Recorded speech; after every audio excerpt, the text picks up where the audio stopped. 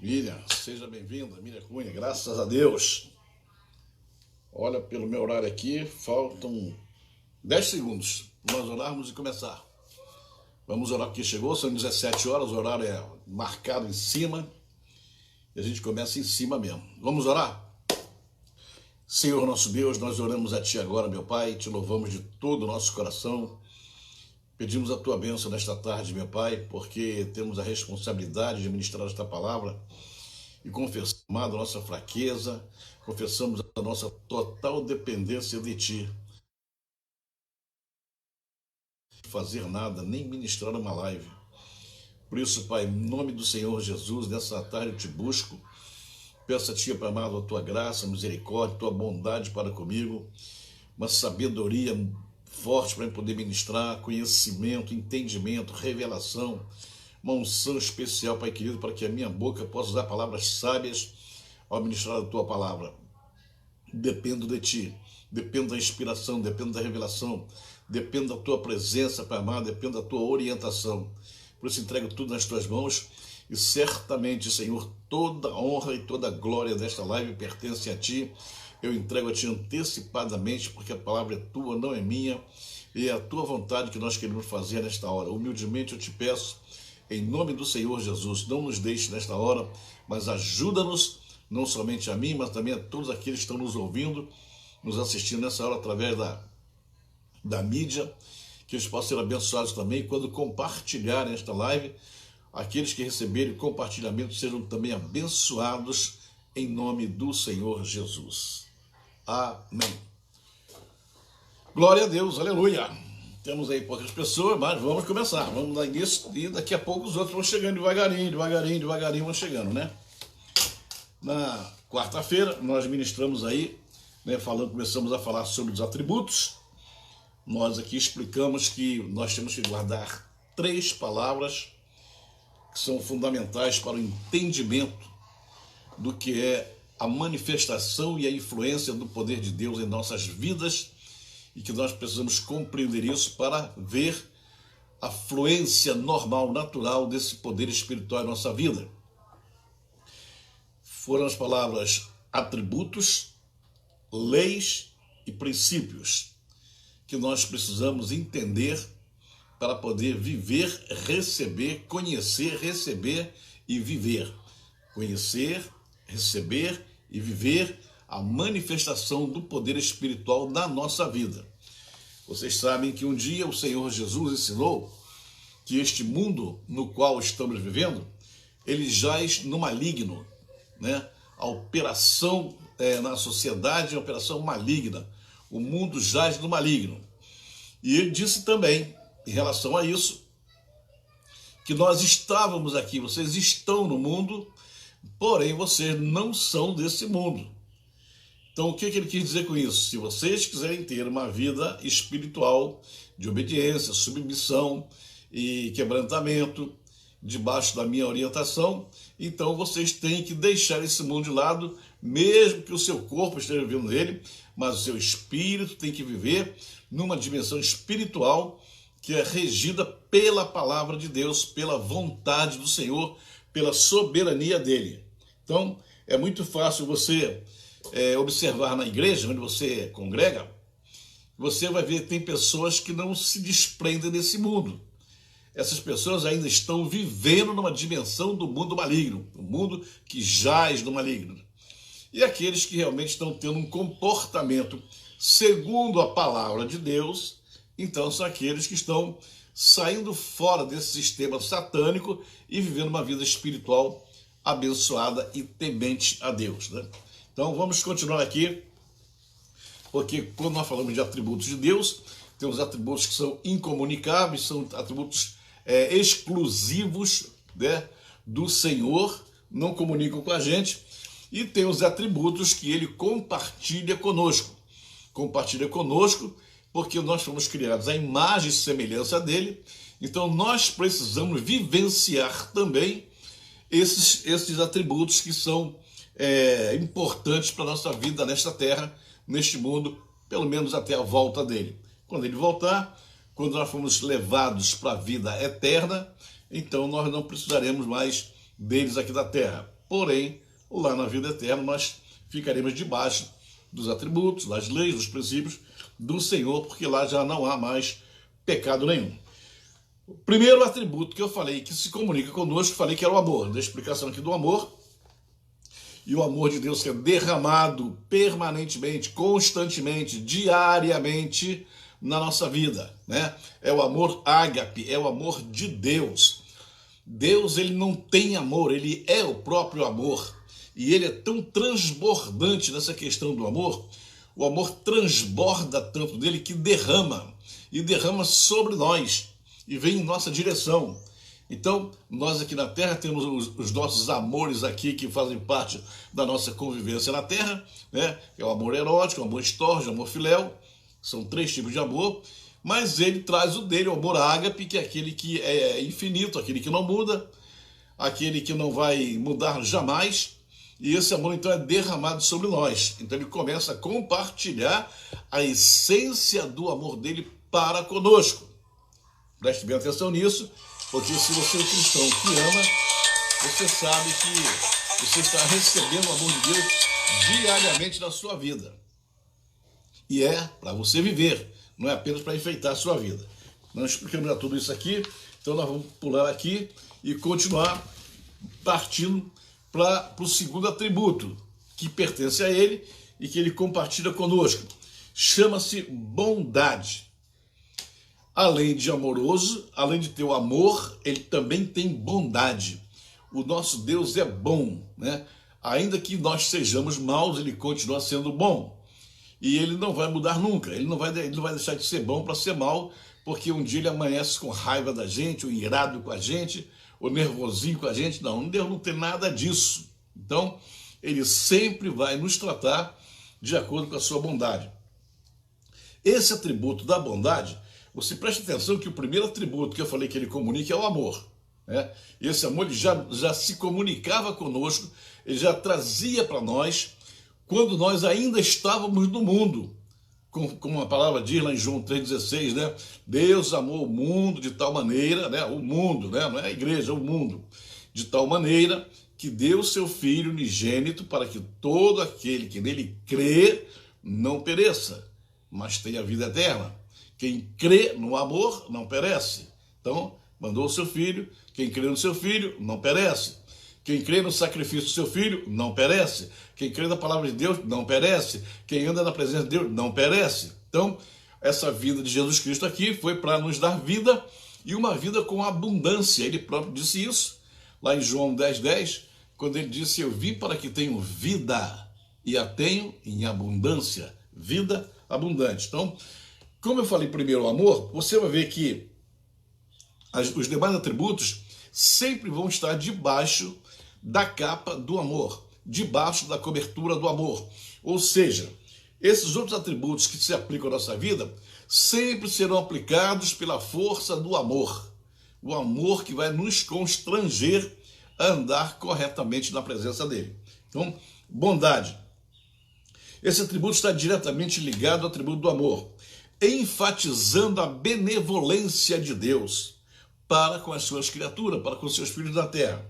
A bondade de Deus também implica numa realidade de que tudo que ele faz é essencialmente bom.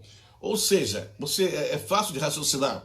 Um Deus bom, um Deus que é bom, tudo que ele faz sempre é coisas boas. Um Deus bom não faz coisas ruins.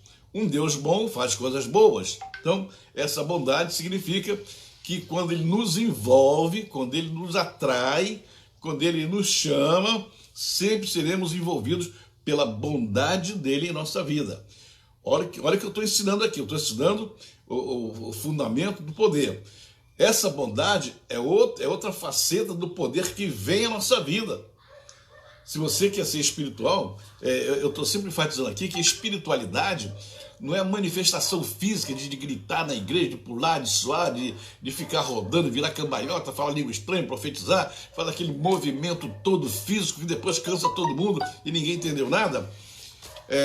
Eu estou dizendo, repetindo, ensinando, enfatizando as palavras do próprio Cristo. É por isso que eu não tenho medo que me critique, não tenho medo que mas o apóstolo não pode falar isso. Posso, porque eu estou fundamentado, eu estou baseado naquilo que eu leio na palavra de Deus. E ela é incontestável. E foi ele que disse: vocês erram quando não conhecem as Escrituras e também não conhecem o poder de Deus. Isso foi uma reclamação de Jesus Cristo. Então, lógico, qual é? É nós ensinarmos a palavra, ensinarmos as Escrituras, para que depois das Escrituras conheçamos o poder de Deus.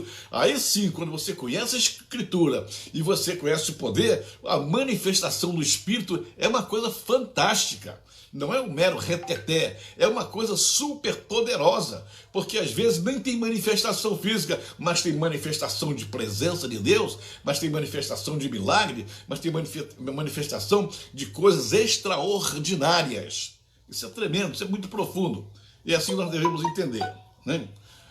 Miriam Fajão também chegou. Pai do Senhor, Deus te abençoe, Miriam. Shalom. Então tudo que ele faz é bom, essencialmente bom e legítimo, mesmo que o homem não compreenda, não entenda.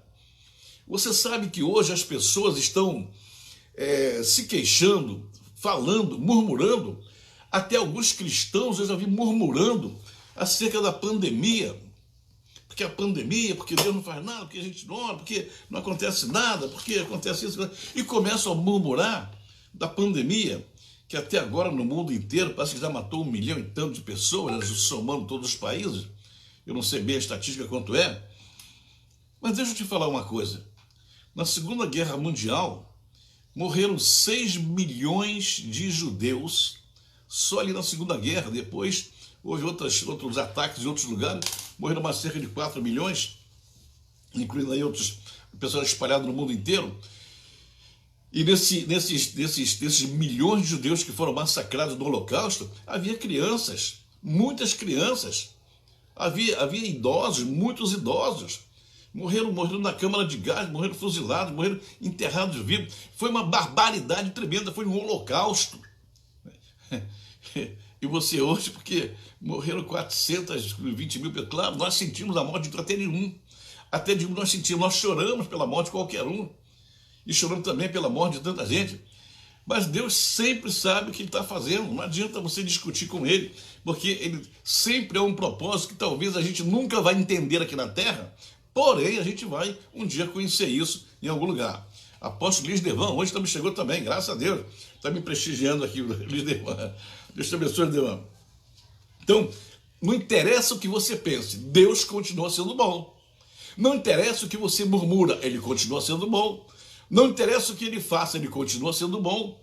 O julgamento sempre será a mesma coisa. Qualquer atitude, qualquer situação que vai perguntar a respeito de Deus, ele é bom, ele é bom. Ah, mas ele matou Moisés, ele matou não sei quem, ele fez isso, ele fez aquilo. Ele continua sendo bom. Não vai haver mudança nenhuma nele, ele vai continuar sendo um Deus bom e amoroso, né? Aqui tem uma série de versículos aqui, mas você deve conhecer muitos versículos falando da bondade de Deus, e eu creio que você sabe muito bem como é que funciona isso. Amém? Vamos para a terceiro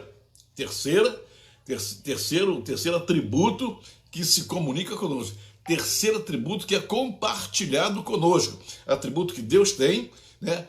Porque quando Ele quis mandar Jesus Cristo aqui na terra, a Bíblia diz que Ele procurou aqui na terra um justo, umzinho só, para fazer o que Cristo ia fazer. Ele não encontrou. E aí Ele mandou Jesus Cristo à terra. Ora, ele mandou um justo, um bom, um sem pecado, um santo, filho dele, para morrer por milhões e milhões de pecadores. É isso que nós temos que entender, que morreu aqui, mas a Bíblia diz que preciosa é a vista do Senhor a morte dos seus santos. E nós não entendemos isso, reclamamos, murmuramos, porque a saudade, porque o sentimento fala mais alto, e às vezes sufoca até a nossa espiritualidade e o nosso entendimento. É claro que ninguém gosta da morte, a morte é inimigo. A morte é inimigo, a Bíblia diz que vai ser o último inimigo a ser vencido, vai ser a morte, mas vai ser vencida. Já foi vencida ali na cruz do Calvário, Cristo dominou, Cristo ressuscitou, ela não teve poder para segurar Jesus Cristo, ele saiu, levou a chave da morte, do inferno, e agora ele controla tudo. Então nós temos que entender isso aí. Vamos para o terceiro. A terceiro chama-se misericórdia. Eita, essa é tão boa, que parece que é o atributo mais conhecido no meio dos cristãos, é a palavra misericórdia. Não somente no meio dos cristãos evangélicos, mas também no meio dos cristãos católicos e também até no meio de certos incrédulos, que qualquer coisinha que acontece, qualquer situação anormal, qualquer diferença, qualquer coisa que mexa com você, a boca se abre assim, misericórdia, Senhor. Ou seja, nós já nem invocamos mais confiando na palavra, já invocamos até pelo hábito de falar misericórdia, misericórdia, misericórdia, misericórdia. Então qualquer coisinha, misericórdia, misericórdia. Vai andando pelo meio do caminho, tropeça tropeça no chão, tropeça numa pedra. O crente não pode xingar um palavrão, é misericórdia, Senhor, misericórdia. Então essa palavra é extremamente conhecida, repetida, falada à exaustão pelos cristãos. E a pergunta é a seguinte: afinal de contas, o que é misericórdia? O que significa isso? Porque eu desconfio que tem muita gente que fala misericórdia, misericórdia, misericórdia, e não sabe o que é misericórdia. E depois há um comparativo muito grande, né? Comparativo com a graça, né? Como se a graça fosse aquele negócio de que você pode fazer tudo, não tem problema, que se um dia der uma zebra qualquer, a gente apela para misericórdia, né? A gente impetra um habeas corpus aí do céu e clama misericórdia. Só que não funciona bem assim. O profeta Jeremias fala que as misericórdias do Senhor, elas são a causa de nós não sermos consumidos. É Lamentações de Jeremias, no livro Lamentações. As misericórdias do Senhor são a causa de nós não sermos consumidos, porque as suas misericórdias não têm fim. Peraí, vamos entender uma coisa aqui.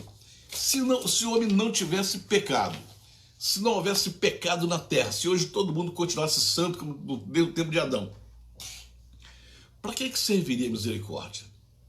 Como é que nós entenderíamos a misericórdia? A misericórdia é um traço da personalidade divina, é um traço do caráter dele para impedir ou retardar ou desviar a justiça que vem sobre nós. Porque quando nós erramos, falhamos e pecamos e tropeçamos e fazemos aquilo que não agrada a ele, aplica-se uma lei espiritual dizendo o seguinte, que o salário do pecado é a morte. Então o Senhor teria que nos matar. E eu tenho certeza, hoje é sexta-feira, se eu perguntasse aqui a vocês, todos que estão me ouvindo aqui agora, né? São poucas pessoas, mas se eu perguntasse, quantos de vocês pecaram essa semana? Todo mundo vai levantar a mão. E se vocês pecaram, vocês não deviam ter morrido, porque o salário do pecado é a morte. Mas vocês pecaram e a morte não alcançou vocês.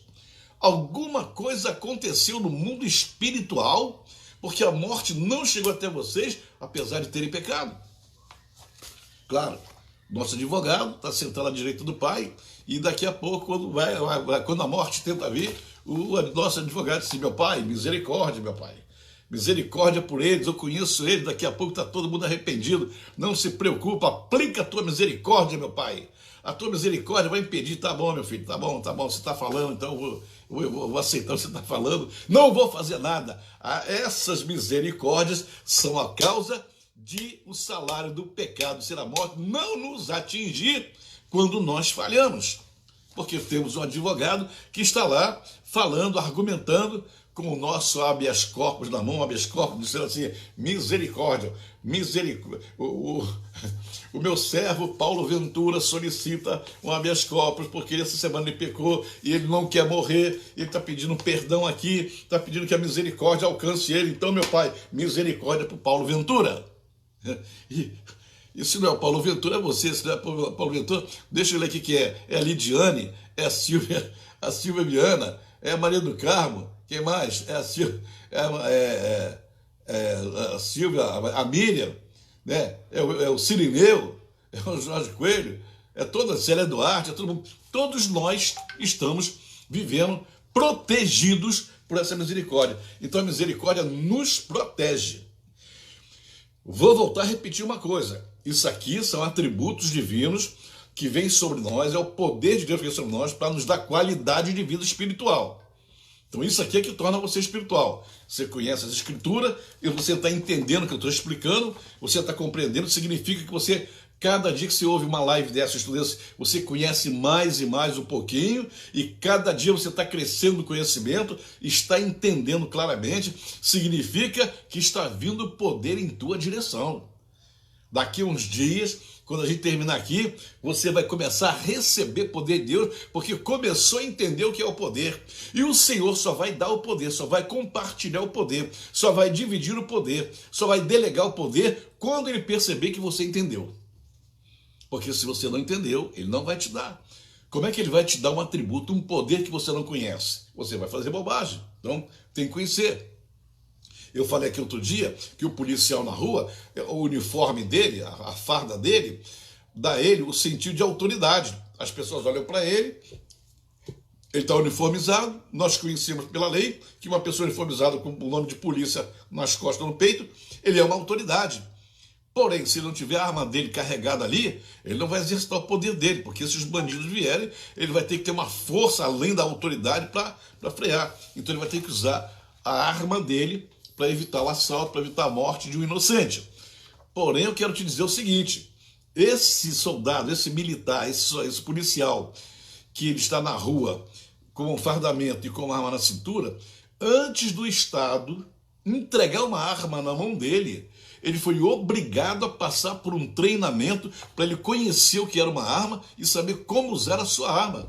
A arma não foi entregue a ele no primeiro dia que ele chegou.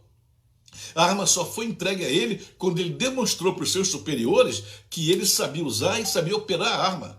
Portanto, ele só usa a arma em último recurso, porque ele sabe que é perigosa e pode matar. Então, a arma, que representa o poder da autoridade policial, ela só é usada porque ele passou por um treinamento, ele passou por um ensinamento, ele foi discipulado a usar aquela arma. Ora, conosco acontece a mesma coisa. Deus não vai pegar o tremendo poder dele, entregar na mão de uma pessoa que não sabe nem o que fazer com o poder. Tem que passar pelo conhecimento, tem que passar pelo entendimento, tem que saber usar. Não é de qualquer maneira, não é de qualquer jeito. Você acaba escandalizando se você não souber usar. Então, quando eu falo isso, falei do amor, da bondade e da misericórdia. Então, se Deus, quando nós pecamos, Ele tem misericórdia de nós. Todo poder que vem para nós, entra em nós e é administrado pelo Espírito Santo, ele também tem que ser usado por nós aqui na terra. O poder não é para ficar guardado, não é para ficar preso no seu coração, não é para ficar preso na sua mente. O poder é para você viver, usar, aplicar. Então, quando aqui fala que ele tem misericórdia de nós, e graças a Deus por isso, né? Vou repetir aqui a palavra de Jeremias, as misericórdias do Senhor são a causa de nós não sermos consumidos, né? Está aqui no Lamentações, capítulo 3, versículo 22. Significa o seguinte, que você aqui na terra, você que convive numa comunidade, você tem uma igreja, tem lá 200, 300, tem 1000 pessoas lá, você se relaciona com as pessoas, você tem comunhão com as pessoas, você conversa com as pessoas, e de vez em quando você vai esbarrar, você vai encontrar, você vai confrontar com alguém que de repente vai fazer alguma coisa e você poderia julgar a pessoa, você poderia condenar a pessoa, você poderia desprezar a pessoa, você poderia se afastar da pessoa, mas nessa hora você vai entender que aquele Deus que teve misericórdia de você, inculcou, depositou, colocou misericórdia no seu coração, para que você aplique a sua misericórdia também com o seu irmão. Ou seja, Deus foi misericordioso com você e você agora vai ser misericordioso com alguém. E sabe o que a Bíblia diz quanto a isso? Que o juízo de Deus será sem misericórdia para aqueles que não tiveram misericórdia. Olha que coisa tremenda. Deus te dá misericórdia e na hora de você aplicar misericórdia com alguém, você não aplica, você condena. Você julga. O que mais tem hoje dentro das igrejas é crente julgando a vida dos outros, reparou? Julga todo mundo. Aquele é espiritual, aquele é carnal, aquele é isso, aquele é aquilo. Julga, porque eles não sabem viver, não receberam, não entendem, não compreendem o que é o poder da misericórdia. E se o irmão comete um pecado, a primeira palavra que vem na boca é exclusão. Tem que ser excluído, tem que ser discipulado, tem que ser discipulado, não, tem que ser disciplinado, tem que se botar para fora, ele não pode mais ficar aqui, ele não serve aqui, ele pecou, ele caiu, ele vai para o inferno, e uma condenação bárbara. E quando você peca, quando você erra, você que não tem misericórdia, claro, quando você erra, o Deus, o nosso Pai, o Pai Celestial, não faz isso com a gente. Ele não sai chutando a gente, não sai escorraçando a gente, não sai maltratando a gente. Ele vai até nos corrigir, sabia?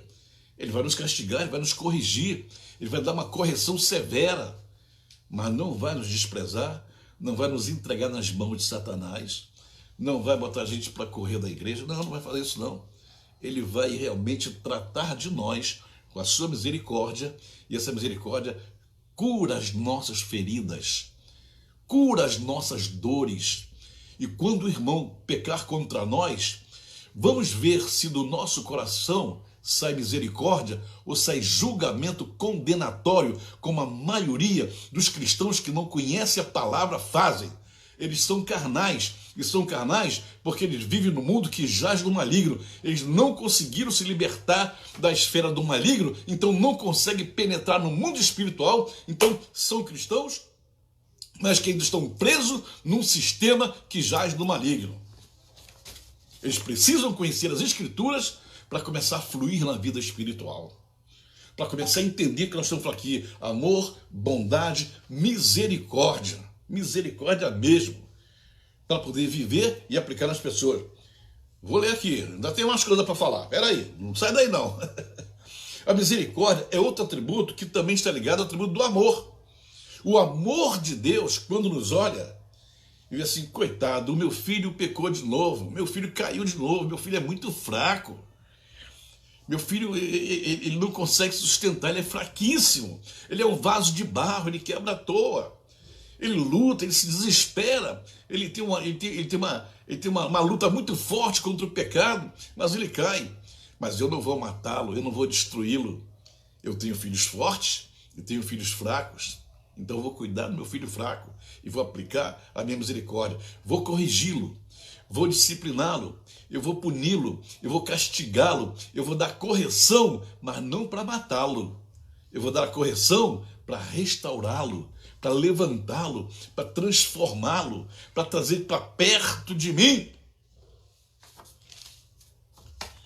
Me diga uma coisa: se uma família, marido e mulher, tem 5 filhos, 10 filhos, todos estão cheios de saúde, todos estão bem, estudando, estão correndo, se alegrando, brincando, mas de repente tem um que fica doente.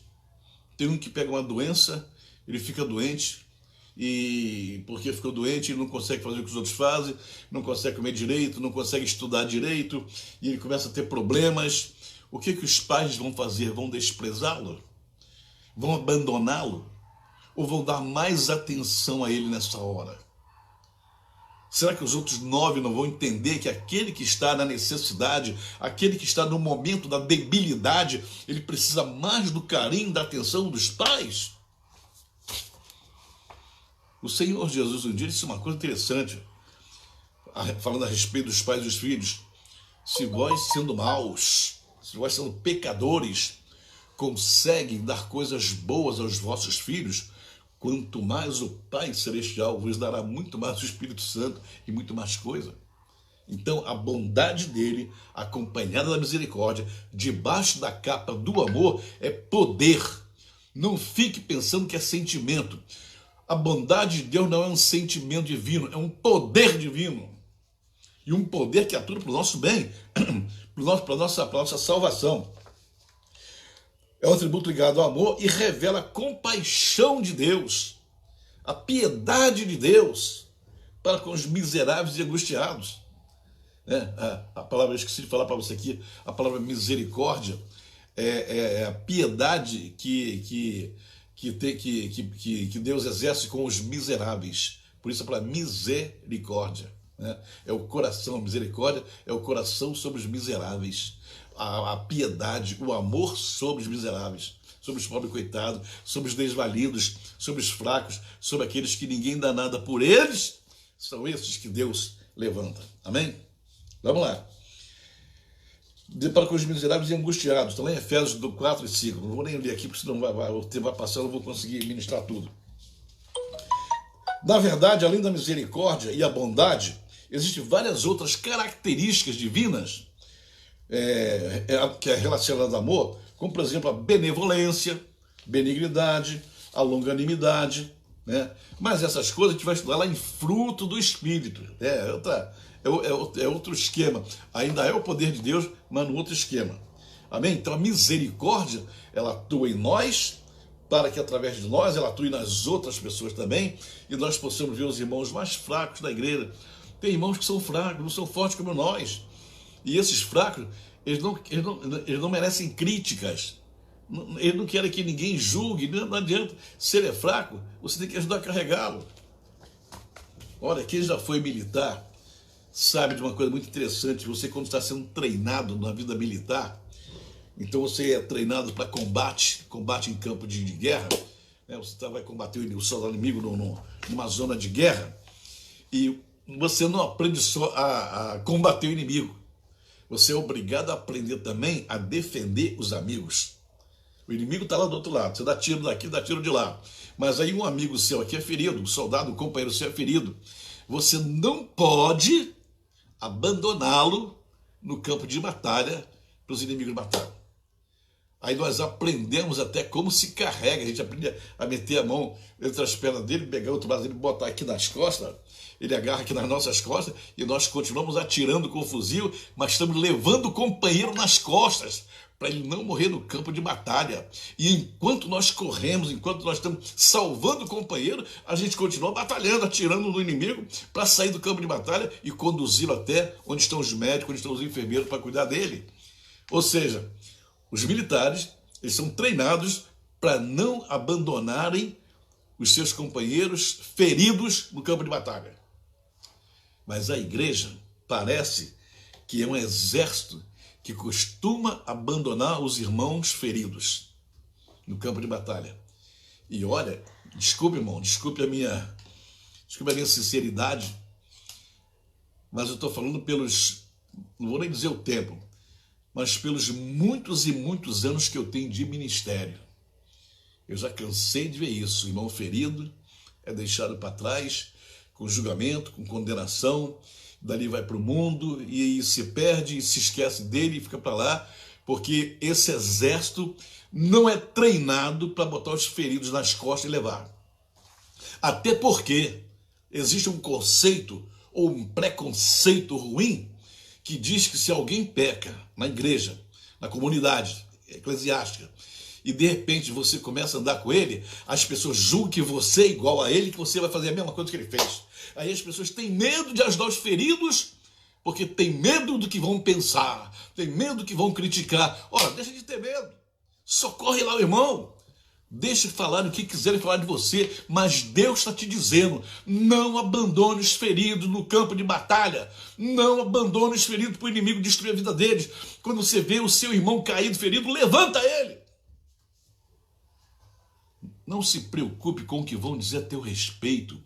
Deixa eu te falar uma coisa, você está se preparando para ir para a vida eterna. Você vai para a vida eterna, e você vai entrar na vida eterna julgado pelo Senhor e não pelos irmãos da terra.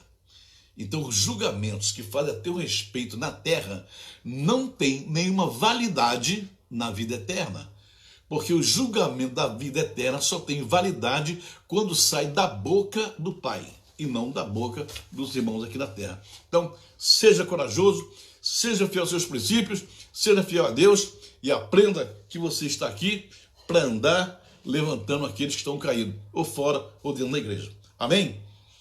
Se eu passasse mais tempo aqui falando sobre misericórdia, só a misericórdia dá uma live. Vamos pular aqui rapidinho, senão a gente fica parado lá. Já falei aqui nas Lamentações 3:22, que as misericórdias do Senhor são aquelas que nós não sermos consumidos. Existem pessoas que fazem uma confusão com graça e misericórdia e acham que a graça é uma misericórdia assim excessiva, né? Abundante, né? Que todo mundo pode fazer qualquer coisa. Não é bem assim, não. o conceito de graça e misericórdia é diferente. Graça é tudo aquilo que você merece, mas Deus não te dá. Eu repeti para você, graça é o que você merece receber de Deus, mas Deus, porque é gracioso com você, porque te ama, não te dá. Misericórdia é aquilo que você não merece, mas Ele te dá. Graça é o que você merece, Ele não te dá. Misericórdia é aquilo que você não merece, mas Ele te dá. É o contrário, entendeu? Explica melhor, apóstolo, explica melhor para entender melhor. Graça é o seguinte, você comete o pecado, você erra, você merece o quê? Castigo, disciplina. A graça dele te envolve, ele não te dá o castigo como deveria dar, não te dá a morte como deveria dar, ele diz que o salário do pecado é a morte. Ele não te dá o que você merece de fato, e a graça dele te alcança, e você se sente abençoada por ele e agradece a ele porque a graça alcançou. Misericórdia é o contrário, né? É aquilo que você não merece. Você não merece. Você não merece o amor dele. Você não merece o perdão dele. Você não merece o amor dele. Você não merece nada dele. Não merece, mas ele te dá. Você entendeu agora? Senhor, eu pequei contra o Senhor. Meu filho, você pecou. Só que você está merecendo, meu filho? Você está merecendo castigo. Mas eu não vou te dar, não. Vou deixar para lá. Isso é graça, né? Eu vou te dar uma correção, mas vou te abençoar. E às vezes o que você não merece, né? A bênção, o amor, a alegria, a prosperidade, o milagre, não merece. Mas ele te ama e acaba te dando. Aí você, como é que pode? Eu sou tão fraco, eu sou tão errado, eu sou tão pecador e Deus me abençoou. Porque ele é misericordioso, por isso ele não te destrói. As misericórdias do Senhor são a causa de não ser destruído. Estou repetindo muito isso, porque isso tem que estar gravado na sua cabeça para que você se torne uma pessoa com o poder da misericórdia dentro da sua vida. Amém? Vamos à frente. 1, 2, 3, 4. Sabedoria é outro atributo do Senhor que Ele compartilha conosco. Sabedoria, o Deus sábio, poderoso, né? Divide conosco, compartilha conosco a sabedoria dele. Significa que Deus é infinitamente sábio, de modo que ele próprio é a fonte da sabedoria, né? O profeta Daniel, né? O Daniel profetizou isso, falou isso quando descrevia o Senhor. Ele disse, dele são a sabedoria e a força. O profeta Daniel falou isso, lá em capítulo 2, versículo 20. Então, pertence a ele. Essa sabedoria é a sabedoria que ele nos concede. Há uma diferença, meu amado irmão, minha amada irmã, entre a sabedoria e o conhecimento natural que a gente tem aqui na Terra. Na sabedoria, você vai ter que raciocinar realmente a partir de uma inspiração espiritual, para você ter entendimento, deixar de lado o que seria natural para operar no sobrenatural.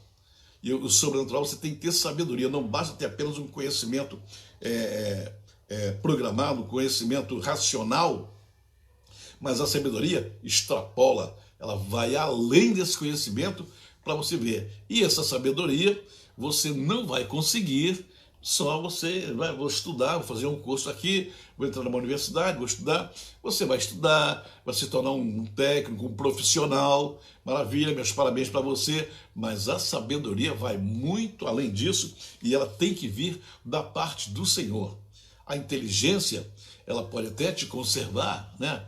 Há um versículo lá em Provérbios que diz, o bom siso te guardará e a inteligência te conservará.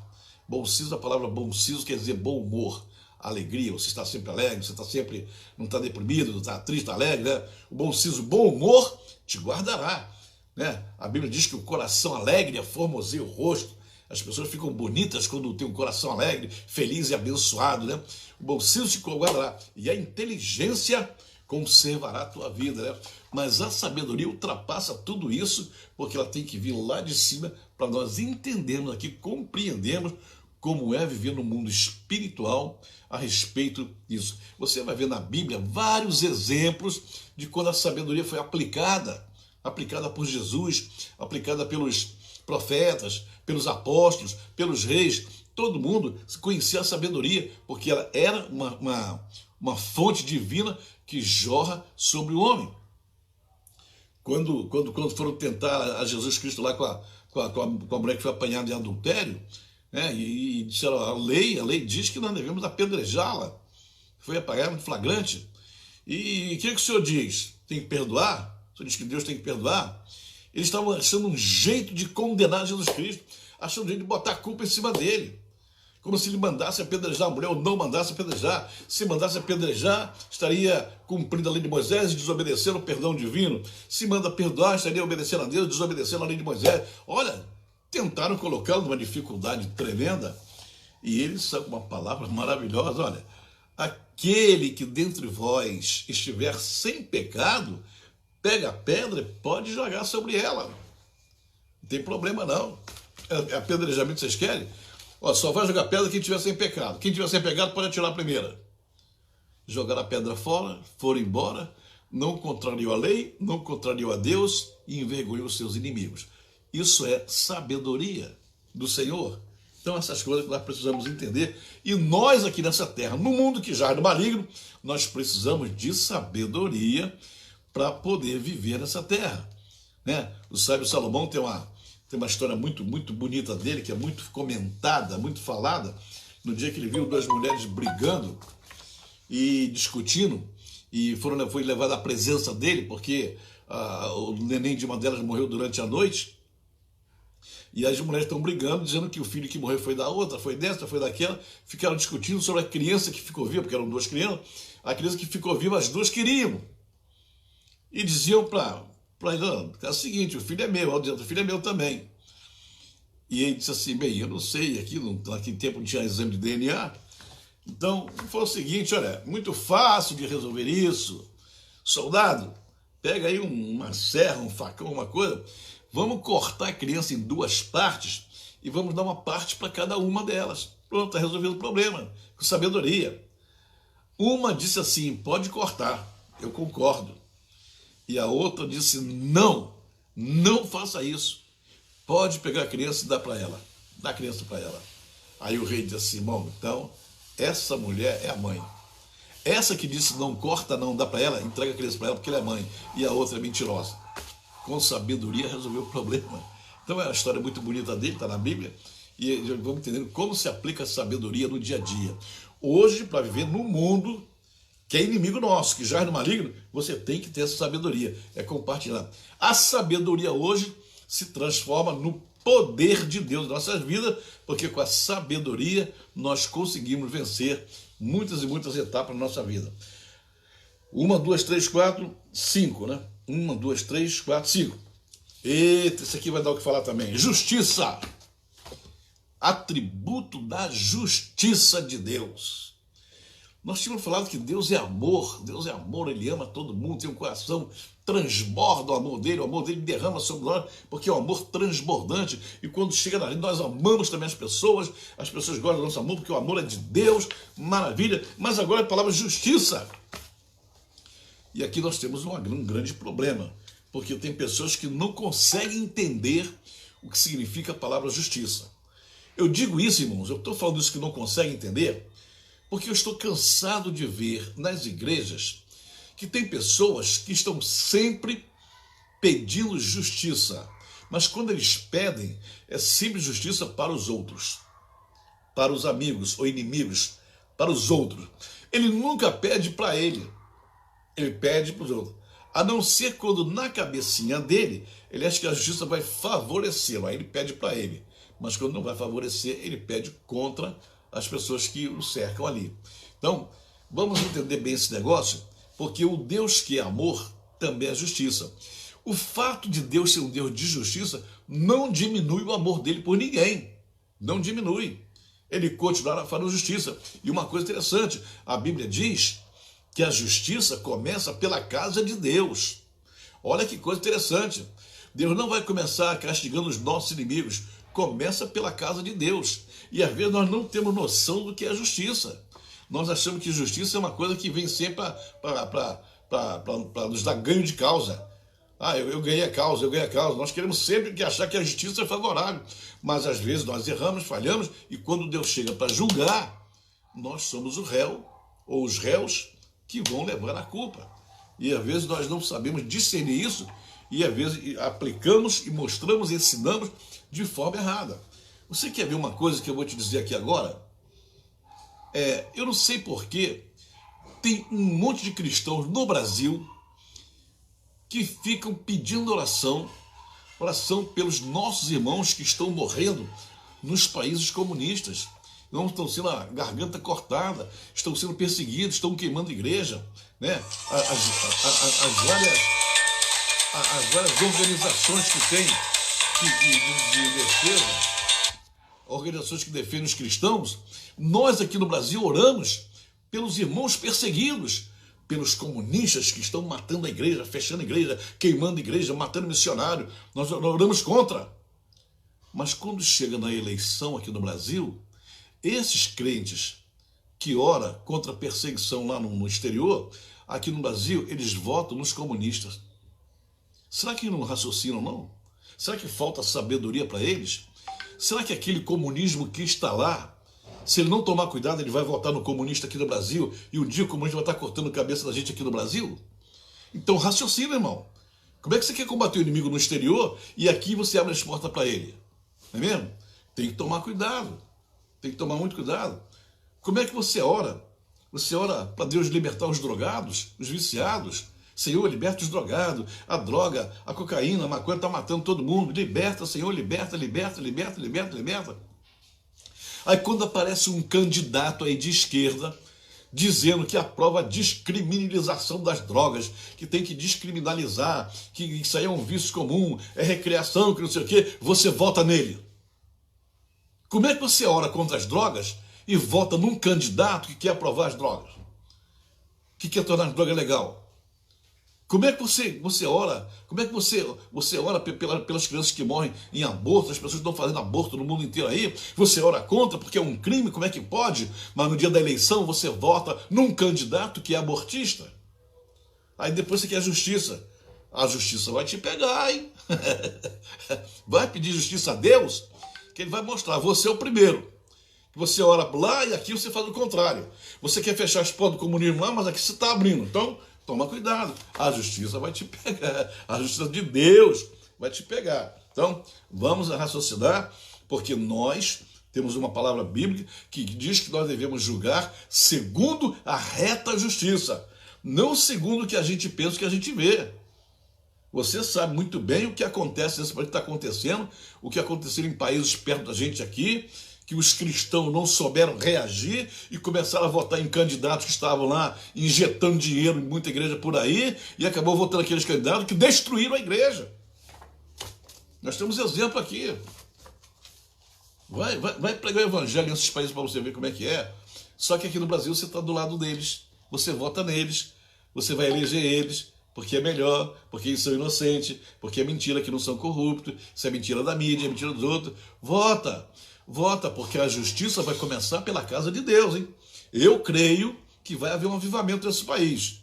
Eu creio que mais cedo ou mais tarde a misericórdia de Deus vai alcançar o Brasil e vai ter um tremendo avivamento aqui, de norte a sul do país. Eu tenho falado isso para todo mundo. Não vai ser avivamento localizado, Rio de Janeiro, São Paulo, a Porto Alegre ou Manaus, não. Vai ser um avivamento de norte a sul, de leste a oeste. Vai ser um avivamento que vai cobrir todo o território nacional. Porém, antes dessa chuva seródia chegar, antes dessa bênção despencar sobre nós, antes dessa unção ser derramada no Brasil, ele vai ter que julgar a igreja, vai ter que julgar a casa dele e vai ter que endireitar muitas e muitas vidas por aí, para depois então mandar a unção, a revelação, o poder, o avivamento e milhões, não é milhares não, milhões e milhões de brasileiros vão se converter de verdade debaixo de um poderosíssimo avivamento. E aí a economia vai funcionar, tudo vai funcionar, tudo vai ser uma bênção, porque a mão de Deus vai estar aqui, em nome de Jesus. Só que é o que eu estou falando, a justiça começa pela casa de Deus. Agora está passando rápido aqui. A justiça significa que Deus é plenamente justo e perfeito em sua retidão. Não há injustiça nenhuma em Deus. Deus nunca comete injustiça, nunca. Ele não consegue. E vou dizer uma coisa para você. Às vezes as pessoas, quando comentam sobre pecado na igreja, eu ministro num trabalho na quinta-feira à noite, um grupo especial que eu ministro lá na Ilha do Governador. Estou falando que às vezes o cristão ele perde tempo em discutindo o que é pecado e o que não é pecado. Ah, fumar é pecado, beber é pecado, matar é pecado, adulterar é pecado, mentir é pecado, roubar é pecado. Claro, todo mundo já sabe disso. Isso não é a igreja que ensina, não. Isso é a própria sociedade ensina. O ateu, o incrédulo, ele também sabe que matar é pecado, que adulterar é pecado, que roubar é pecado. Ele também sabe disso. Isso é coisa pública e notória. Porém, tem um certo tipo de pecado que você pensa que Deus não está vendo e ele fica muito mais chocado, Deus, nosso Deus, ele fica muito mais chocado com esse tipo de pecado que acontece no nosso meio cristão, do que com certos pecados grosseiros que atendem por aí. Então, uma das coisas que entristece o coração de Deus e que ele não deixa passar de jeito nenhum é a injustiça. Toda vez que se comete uma injustiça contra um dos filhos de Deus nessa terra, não importa quem cometeu, se foi uma pessoa de fora ou se foi uma pessoa de dentro, Deus vai tomar as dores do injustiçado e vai fazer justiça correta, botando cada um devido ao seu lugar. Por isso que eu digo, tome cuidado quando você julgar, para você não julgar com injustiça. Não diga além do que deve dizer, não fale além do que deve falar. Não emita a sua opinião em coisas que você não sabe. Fica de fora, irmão. Fica de fora, porque se você disser uma palavra condenatória e não for verdadeira, é injustiça e o Senhor vai atrás de você. Isso acontece demais. A Bíblia diz lá, se não me engano, está em Efésios, depois eu vou ver direitinho aqui, que eu não sei onde eu anotei, que ninguém, olha o que a Bíblia diz, ninguém, o apóstolo Paulo falou, Paulo ou Tiago, não me lembro agora, ninguém engane ou oprima seu irmão em negócio algum desta vida, pois Deus é vingador de todas essas coisas. Quer que eu repita? Ninguém oprima, ninguém engane ou oprima seu irmão em negócio algum desta vida, pois Deus é vingador de todas essas coisas. Quando alguém te faz uma injustiça, quando alguém te oprime, quando alguém te engana, fecha a tua boca, fica quietinho, que o teu pai vai te vingar, vai fazer justiça, vai te restaurar, vai tomar as tuas dores, e aquele que te enganou, aquele que te oprimiu, aquele que te ofendeu, aquele que te injustiçou, aquele que te depreciou, aquele que te derrubou, vai pagar na forma da lei divina. Eu não estou aqui, irmãos, nessa live, querendo fazer terrorismo bíblico, não estou fazendo pressão bíblica, eu só estou falando o que a Bíblia diz. É nessa hora que você tem que entender, que tem que conhecer essas coisas, para você não errar. Você conhecendo as Escrituras, você evita de errar. Você conhecendo o que a Bíblia diz, você não vai incorrer nesses erros. É por isso que Jesus disse, vocês erram demais. Vocês falham demais, não conhecendo as Escrituras. Vocês deviam conhecer as Escrituras. Elas vão trazer alegria, trazer bênção, trazer prosperidade, trazer saúde, trazer tudo de bom para vocês. Mas vocês erram por causa disso. Não há injustiça em Deus e dele não provém nenhum tipo de desigualdade. Ele é sempre correto e os seus juízos são perfeitos. Pode ler isso no Salmo, Daniel. A Bíblia está repleta disso. Você entra numa concordância bíblica, bate a palavra justiça, você vai ver quantos versículos tem na palavra de Deus dizendo que Deus é justo. Muitos estudiosos também detalham o atributo da justiça em outras características específicas, como a retidão e a equidade. Tem um versículo bonito, Paulo fala, seja a vossa equidade notória a todos os homens. Eu me lembro que nós lemos essa palavra numa formatura que houve na faculdade de Direito, estavam procurando uma palavra, aí me correu essa palavra, seja a vossa equidade notória a todos os homens, ou seja o vosso tratar todo mundo igual. Não vai bajular o rico e maltratar o pobre.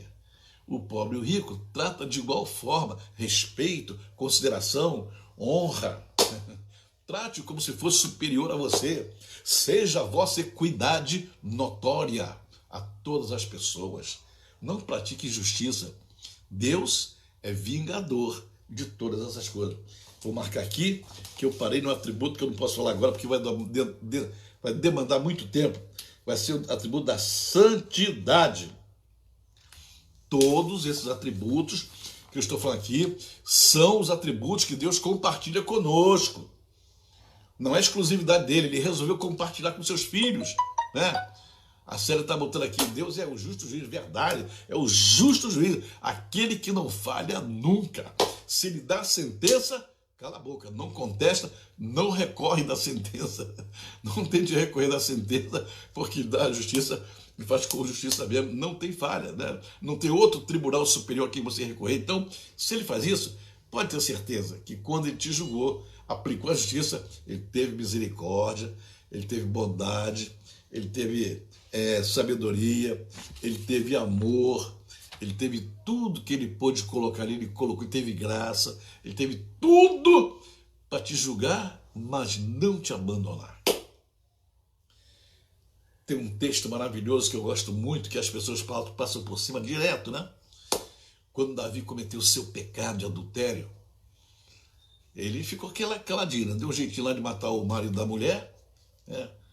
Urias, e só que a mulher engravidou, né? Ele casou com a mulher e ninguém falou do pecado dele, nem ele, ficou caladinho, fechou a boca caladinho.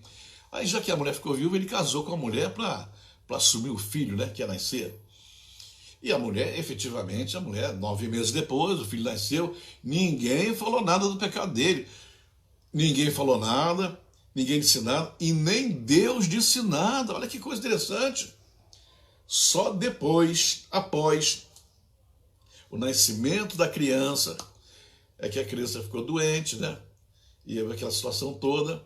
Aí nessa hora, o profeta Natan, profeta que tinha a unção de governo, é o profeta que profetiza para a autoridade, né? Profeta para profetizar para quem tem autoridade, um rei, um presidente, ele tem que ser chamado por Deus para ele. Não é qualquer profetia que vai lá e bota dedo na cara do rei, não, senão ele morre. O Natan era profeta da corte. Meu rei, eu quero falar com o senhor. Que Deus mandou o Natan falar, e o Natan ficou com medo, mas ele vai me matar se eu falar isso com ele. Não, dá um jeito, você é o profeta, eu sei que tem que falar. Eu sou Deus, não posso acusar, eu sei que tem que falar. Aí o Natan vai e inventa aquela história de um camarada que tinha 1000 ovelhas e tal, e pegou a ovelhinha daquele que só tinha um e tal, e Davi foi ficando nervoso com a história, mas quem é esse homem? Esse homem tem que morrer. A sentença saiu da boca do próprio rei. Aí o Natan disse assim, meu rei, é o Senhor, foi o Senhor que fez isso, meu rei. Aí se chocou. Ai, agora eu vou morrer. Pequei contra o Senhor, agora eu vou morrer. Olha a resposta de Natan para você entender o que é misericórdia de Deus. Meu rei, você não vai morrer porque o teu pecado já foi perdoado. Como? Davi não pediu perdão, ninguém intercedeu por ele, mas o profeta agora chega com a mensagem assim, não vai morrer não, meu rei. Não vai morrer não, porque Deus mandou te dizer que ele já perdoou o teu pecado. Olha que coisa interessante. Sabe o que é isso? Misericórdia, justiça. Ah, mas Deus castigou. Eu vou te dizer uma coisa. Isso não é estudo aqui para a nossa live, porque esse assunto é muito longo, né? Mas o castigo que Davi recebeu não foi nem pelo adultério, foi pela desonra que ele causou a um dos seus soldados que eram mais leais a ele. Urias não era um soldadinho raso. Urias fazia parte de uma tropa de elite. Urias era um oficial de elite. Ele fazia parte de um grupo de 30 soldados que eram treinados à parte, eram oficiais à parte, que eram treinados e que faziam qualquer coisa pelo rei. Por isso, quando ele veio em casa, que o rei mandou ele dormir com a mulher dele, ele não quis, porque ele não quis quebrar a honra que ele tinha com o rei. A honra foi quebrada, e aí o castigo veio. Por que eu digo isso, irmãos? Porque você vai ver durante toda a trajetória de Davi, com seus camaradas, com seus filhos e até com seus soldados também, como a desonra cercou Davi todo o tempo. O pecado castigado foi o pecado de desonra, que às vezes é um pecado pior do que o adultério. Porque a desonra, ela atinge diretamente o Senhor. Você sabe quem botou o rei lá em Israel? Não foi o diabo, não foi uma votação, não foi eleição, foi uma unção que Deus mandou fazer sobre a cabeça de Davi. Então Davi era o rei representante de Deus. Davi não podia ter desonrado aquele homem, nem aquela mulher, nem aquela família e ter feito a bobagem que fez. A desonra foi que pegou na vida dele. E a desonra o acompanhou durante todo o seu ministério e até o dia que ele estava já passando o reinado para Salomão, que ele estava deitado, que a Abisag estava lá esquentando os pezinhos dele, até ali ainda houve desonra, porque o filho, coragem de falar para a mãe, para Betseba, né? Minha mãe, eu quero que a senhora fale com o rei, interceda. Que é, meu filho? Fala com o rei, fala com o rei. Davi já estava afastado, estava deitadinho lá, falou com Salomão: olha, o seguinte, eu queria que você desse a mulher do teu pai para o teu irmão. E, irmãos, que tipo de desonra foi essa? Claro que Salomão não fez. Salomão deu uma bronca nela e disse: minha mãe, será que a senhora quer? Por que não pede logo a cadeira do rei para ele também? E aí Salomão disse assim, chamou os soldados: vamos lá, pega ele, matou ele, e acabou a desonra ali. Salomão não permitiu que na hora da sua morte Davi fosse desonrado e não fez isso. Então, irmãos, é uma coisa muito grave o que eu estou falando, porque quando nós conhecemos a palavra, nós não desonramos as pessoas que nos cercam. Todo pecado de desonra será cobrado, porque isso chama-se, o que eu estou acabando de ensinar aqui, justiça de Deus. Irmãos, o negócio está bom, mas eu vou ter que parar porque já deu 1 hora em cima de estudo e o Cláudio vai ter dificuldade de baixar esse negócio lá. Muito obrigado. Estou vendo um monte de carinha aqui na minha frente aqui. Todo mundo aí é sério, todo mundo, rapaz, como tem gente aí, Liz Levanta aí firme e forte, todo mundo. Estou vendo a Mira Farzon. Eita! Vamos orar para encerrar? E segunda-feira tem mais. Segunda-feira, mais atributo que traz poder. Esses atributos não é para enfeitar a vida, esses atributos não é para encher o nosso currículo com Deus, não. Esses atributos são para funcionarem na nossa vida. Se você tem esses atributos e não funciona, você é um carro velho parado que não serve para mais nada. Desculpe, mas é isso. Você tem que funcionar porque Deus está esperando você operar. Amém? Senhor nosso Deus, te rendemos graça nesta hora, pedimos a tua bênção. Abençoa todos aqueles que tiveram a paciência de nos ouvir até o final. E abençoa, Pai amado, quando compartilhar esse vídeo, para que aqueles que receberem o compartilhamento sejam abençoados também, e o teu Espírito Santo visite cada um deles que nos ouviu nesta tarde. Que eles recebam esse ensinamento, Pai amado, porque o que eu falo aqui, eu falo com as minhas palavras, mas só quem pode colocar no coração deles e convencê-los é o Espírito Santo de Deus. Por isso, Pai, eu te peço, visita cada um deles e os abençoa poderosamente nesta hora, em nome do Senhor Jesus. Receba, meu Pai, toda a honra e toda a glória. Não pertence a minha, a palavra não é minha, é tua. Receba toda a honra e toda a glória e me perdoa se eu disse alguma coisa que não caiu bem aos teus ouvidos. Me perdoa, meu Pai, não faça, não me castigue. Envolva-me com a tua misericórdia, Pai, e me perdoa em nome do Senhor Jesus. Amém. Glória a Deus. E até segunda-feira, tenham um bom culto esse fim de semana. Esse fim de semana é o primeiro domingo, dia da ceia, então vamos estar presentes lá, glorificando o nome do Senhor, exaltando o nome poderoso do Senhor. Amém? Um beijo no coração de vocês e até segunda-feira, se Deus quiser. Deus abençoe. Shavuot Tov. Amém.